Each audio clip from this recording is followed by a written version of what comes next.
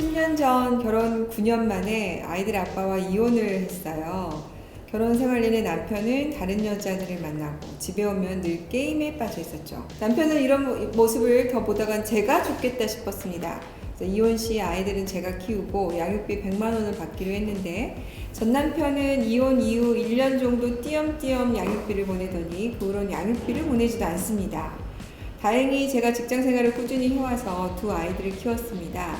큰아이는 올해 대학을 가고 둘째 아이는 중학생입니다. 정말 다행이네요. 제가 버는 돈 대부분은 생활비와 교육비로 쓰고 있고 앞으로 아이들 교육비에 들어갈 돈은 더 많아질 텐데 직장에서는 희망퇴직을 받고 있습니다. 지금 연봉이 4천 정도이고 앞으로 직장을 얼마나 다닐 수 있을지도 모르는 상황이죠. 이런 저도 노후 대비를 할 수 있을까요? 일단은 어떨까요? 일단 저는 이제 보면서 그 내용이 양육비를 못 받으신 부분이 있잖아요. 네. 과거 양육비 청구를 해서 목돈으로 좀 받았으면 좋겠다는 생각이 드네요. 일단 노후 대비를 이게 노후 대비도 되죠? 좀 목돈 받아오면. 목돈이 없으니까 안 줬겠지 돈이. 네. 없으면 어떻게 해요? 없으면은 이제 법이 바뀌어가지고요. 네. 그 출국도 못하게 할 수 있고 몇 가지 좀 방법들이 좀 생기긴 했습니다.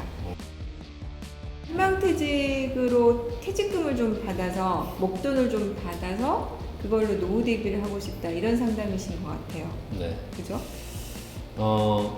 사실 그렇게 막 희망적인 답이 보이진 않네. 그러니까 이제 이게 꼭 무슨 이혼하셔서 양육비를 받고 안 받고 애들 둘을 키우고 있는 이런 가정이라고 생각하지 말고 한 가게의 가장이 연 4천만 원의 소득 연봉을 네. 받고 있고 애 둘을 키우고 있다. 요즘 이제 뭐 지역이 어디신지는 모르겠지만 애들 교육하는데 학비가 엄청나게 들어가잖아요. 네. 그러면 연봉 4천만 원으로 생활하면서 애들 학원까지 보내셨을 거면 저축은 거의 못 하셨을 거예요. 그런 상황에서 이제 직장 생활을 하셨으니까 다행히 국민연금은 좀 있으실 거예요. 네. 20년 정도 꾸준하게 하셨다면 급여 수준을 봤을 때 국민연금 한 100만 원 안팎 정도의 국민연금이 준비가 돼 있을 거니까 네. 그 정도만 준비돼 있으시다면 국민연금 가지고 어쨌든 굶어 죽을 일은 없겠다 일단. 그 다음에 자산이 그렇게 많지 않으시다면 65세부터는 기초연금도 받을 수 있어요.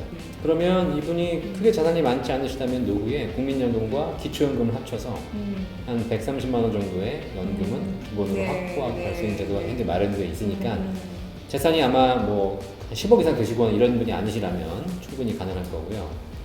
그 다음에 이제 근데 중요한 게 노후에 대한 문제를 고민하기 이전에 네. 아이들 교육이 아직 남았잖아요.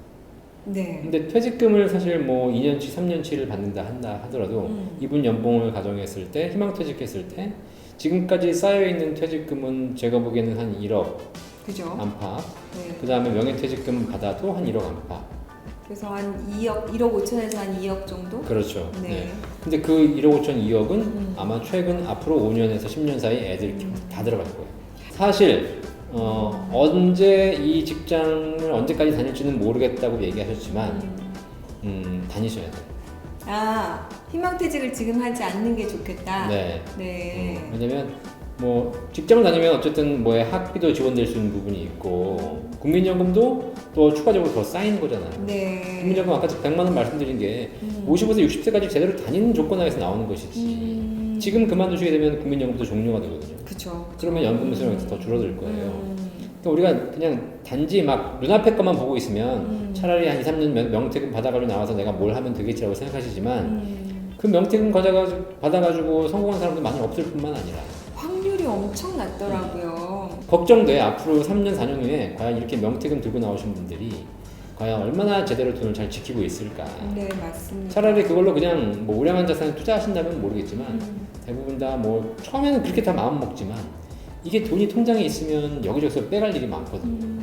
최대한 지금 현재 직장에서 오래 다니시면서 소득을 창출해내고 아이들 학비를 지출하면 설령 내가 모이는 금액은 없어도 국민연금이 쌓이고 퇴직금이 쌓이는 거예요. 맞아요. 그래서 정말 만약에 55세, 60세까지 일할 수만 있다면 60세에 국민연금 100만 원과 퇴직금 1억 정도를 일단 챙겨 나올 수 있으면 그것과 그다음에 아까 뭐 기초연금이라든가 여러 가지 시스템 네. 그다음에 연금저축 같은 경우에도 뭐 많지는 않지만 뭐 1년에 400만 원씩 세액공제 한도 내서 들 수 있거든요.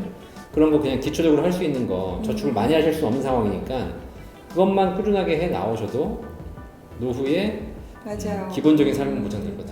그리고 또 이 돈 하면 아무래도 창업을 하게 될 확률이 크잖아요. 아무래도 또 안 해봤던 일을 하게 되는 거고. 근데 실패 확률이 뭐 60, 70%, 셋 중에 둘이 또 실패한다고 하니까 사실 저는 이제 변호사 상담이 이런 상담이 많잖아요. 그래도 이것도 네. 부부싸움을 해요.